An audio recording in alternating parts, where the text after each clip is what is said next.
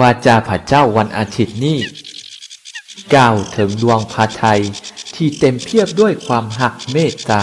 ของพระเจ้าที่มีต่อพวกเราและความหักที่พระองค์มีต่อพวกเรานั้นแม่นการที่พระองค์ปรารถนาให้พวกเราได้รับชีวิตนั่นเองดังในบทอ่านที่1จากหนังสืออพยพเมื่อพระเจ้าประจักษ์มาให้โมเสสเห็นในภูมิไม้ที่ท่วมลุกไหม้อยู่นั้นพระองค์กล่าวกับโมเสสว่าเฮาแม่นพระเจ้าของอับราฮัม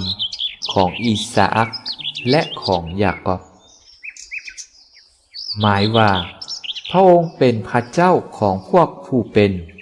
บ่แม่นพวกผู้ตายและสิ่งที่พระองค์ปรารถนาให้ประชากรอิสราเอลของพระองค์ได้รับนั้นแม่นชีวิตนั่นเองส่วนในพระวรสารพระเยซูเจ้าก็แสดงความหักเมตตาของพระองค์ออกมาผ่านทางการให้เวลากับพวกเราเพื่อพวกเราจะได้กลับมาหาพระองค์และมีชีวิต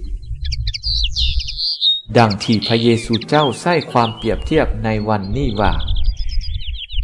เมื่อเจ้าของสวนเห็นกกหมากเดือที่ปลูกเป็นเวลา3 ปีแล้วแต่บ่ให้หมากผลหยัง